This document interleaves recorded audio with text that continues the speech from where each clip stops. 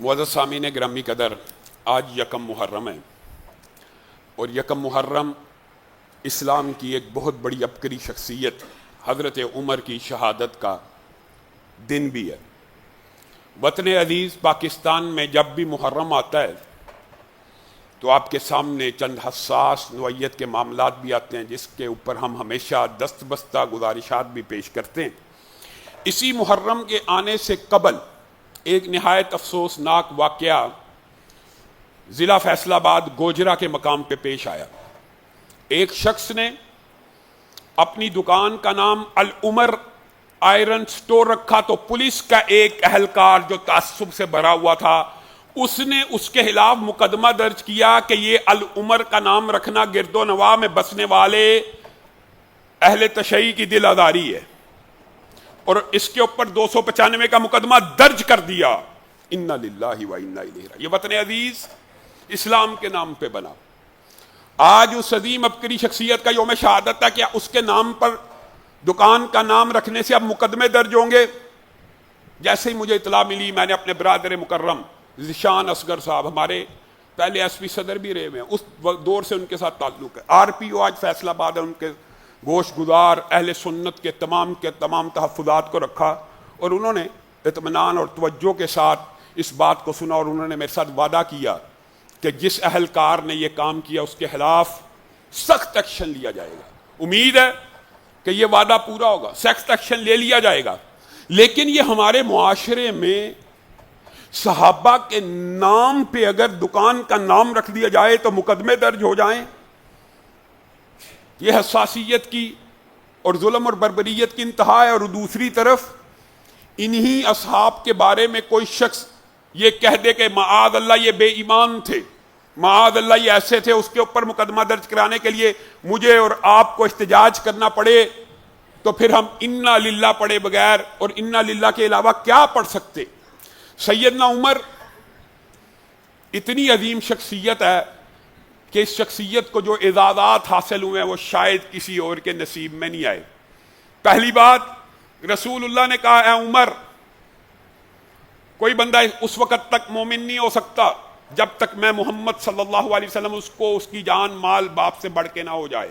حضرت عمر نے گفتگو کی اور ساتھ پھر کیا کہا کہ آج کے بعد آپ صلی اللہ علیہ وسلم مجھے میری جان مال اور باپ سے بڑھ کے ہیں۔ یہ صحابی رسول ایسے ہیں، رسول اللہ نے ان کے ایمان کی گواہی دیتے ہوئے کہا عمر آج تیرا ایمان مکمل ہو گیا۔ ان کے منہ پہ کہا۔ رسول اللہ صلی اللہ علیہ وسلم نے خواب دیکھی اور کہا میں دودھ پی رہا ہوں۔ رسول اللہ جو دودھ پی رہے ہیں، کہا اس سے میرے ناخن تک سراب ہو گئے، ہاتھوں کی انگلیاں خون ہر چیز سراب ہو گیا۔ میں نے وہ بچا ہوا دودھ دیا تو حضرت عمر کو دیا، اور پھر عمر پینا شروع ہوا۔ صحابہ نے پوچھ لیا اے اللہ کے رسول آپ اس کی تعبیر کیا نکالتے ہیں؟ رسول اللہ صلی اللہ علیہ وسلم نے کہا اس کی تعبیر علم دین ہے۔ علم، پہلے ایمان کی گواہی، پھر علم کی گواہی، اور آگے سنیے دین کی گواہی۔ رسول اللہ صلی اللہ علیہ وسلم نے کہا خواب دیکھا، مختلف لوگوں نے مختلف سائز کی قمیضیں پہنی ہوئی ہیں، کسی نے پیٹ تک کی، کسی نے گھٹنے تک کی۔ میں عمر آیا دیکھا قمیض زمین تک گھسٹ رہی ہے۔ اے اللہ کے رسول آپ اس کی کیا تعبیر فرماتے ہیں؟ کہا یہ عمر کے دین کا زیادہ ہونے کی تعبیر ہے۔ سبحان اللہ۔ اب بتائیے، پھر رسول اللہ صلی اللہ علیہ وسلم نے خواب دیکھا، اور یہ جو لفظ ہے یہ اعزاز اور ٹائٹل صحابہ میں سے اگر کسی کو ملا سیدنا عمر کو ملا۔ کہا میں نے دیکھا میرے بعد ابو بکر ایک کنویں سے ڈول کھینچ رہے ہیں، انہوں نے 2 ڈول کھینچے، پھر عمر کے ہاتھ میں وہ ڈول آیا اور عمر کھینچتے چلے گئے، پانی نکلتا چلا گیا، کھینچتے چلے گئے، پانی نکلتا چلا گیا۔ اے اللہ کے رسول آپ اس کی کیا تعبیر کرتے ہیں؟ رسول اللہ صلی اللہ علیہ وسلم نے اسی خواب کا جملہ بیان فرما دیا۔ کہا میں نے عمر جیسی عبقری شخصیت کسی کو نہیں پایا۔ عبقری، یہ جو لفظ عبقری ہے یہ رسول اللہ کا عطا کردہ حضرت عمر کو ہے۔ رسول اللہ کنویں کی منڈیر پہ بیٹھے ہوئے ہیں، ایک شخص آئے گا اس کو جنت کی بشارت دینا، حضرت ابو بکر آئے، ایک شخص آئے گا اس کو جنت کی بشارت دینا کون داخل ہوا؟ سیدنا عمر داخل ہوئے.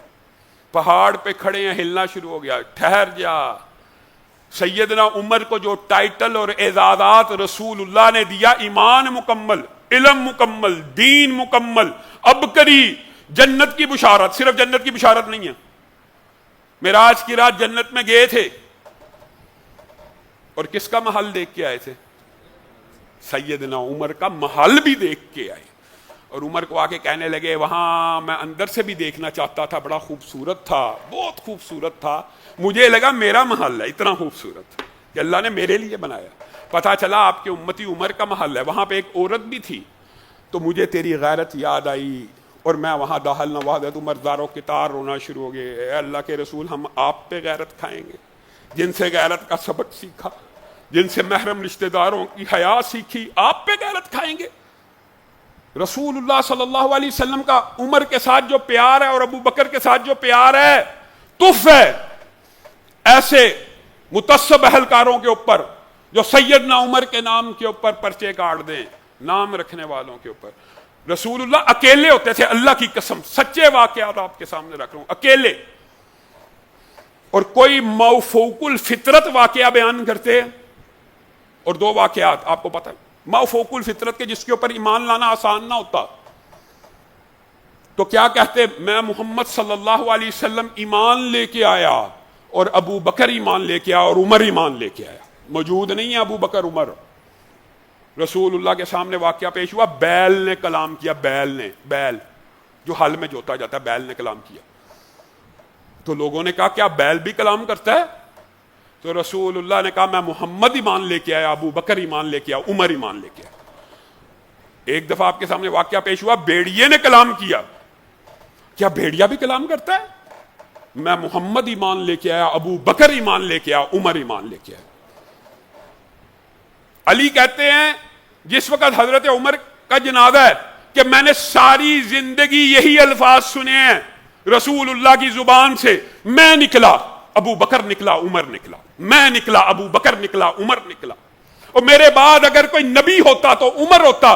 پرانی امتوں میں محدث ہوا کرتے تھے, اس امت میں اگر کوئی محدث ہے, محدث نہیں محدث, کہ جس کی زبان پہ صرف اللہ تعالیٰ حق کو جاری کرتا ہے, وہ اگر کوئی ہے تو عمر ہے.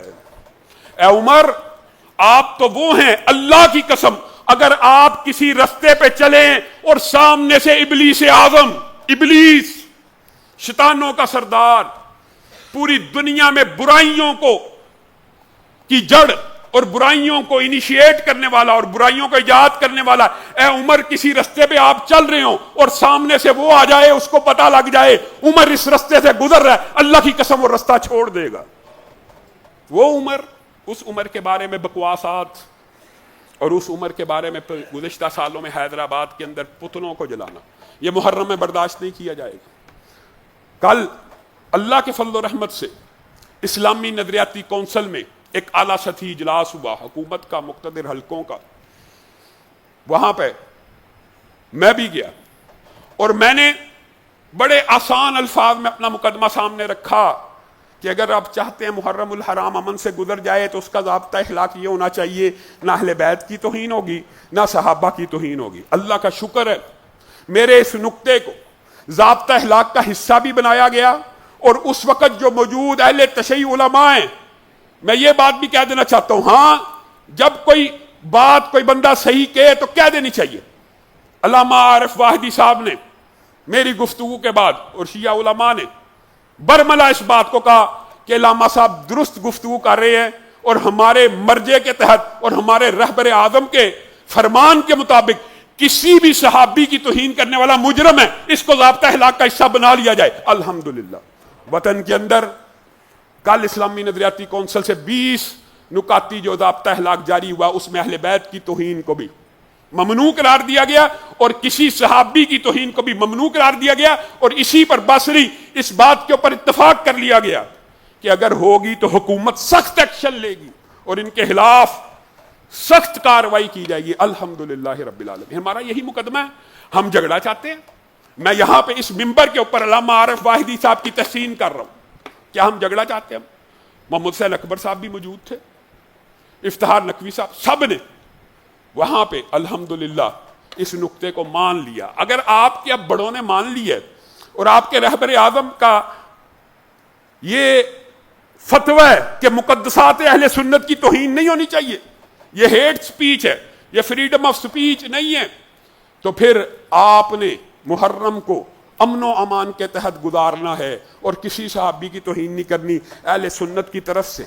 اگر کوئی اہل بیت کی توہین کرے گا ہم خود اس کو پکڑ کے انتظامیہ کے حوالے کر دیں گے، اور اگر آپ میں سے کوئی شخص صحابہ کی توہین کرے تو ہم آپ سے بھی یہ مطالبہ کرتے ہیں آپ پکڑ کے اس کو مقدمہ درج کرا کے قانون کے حوالے کر دیجئے۔ بقائے باہمی کا تقاضا، معاشرے میں انتشار کو ختم کرنے کا تقاضا، اور پیغام پاکستان کی روشنی میں ہم اس وطن میں اکٹھے شہری ہیں، 70 سال سے رہ رہے ہیں۔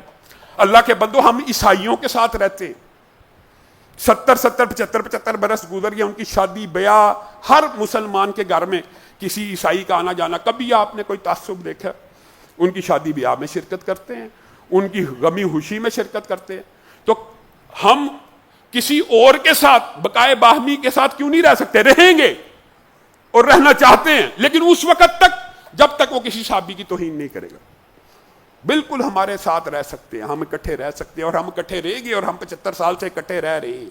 لیکن ایک ضابطہ اخلاق ہونا چاہیے، وہ ضابطہ اخلاق کل ہم نے پیش کیا ہے۔ اللہ رب العزت حکومت کو، اداروں کو، مقتدر حلقوں کو اس ضابطہ اخلاق کو پیغام پاکستان کی روشنی میں نافذ کرنے کی بھی توفیق عنایت فرمائے۔ سبحان ربک رب العزت عما یصفون وسلام علی المرسلین والحمد للہ۔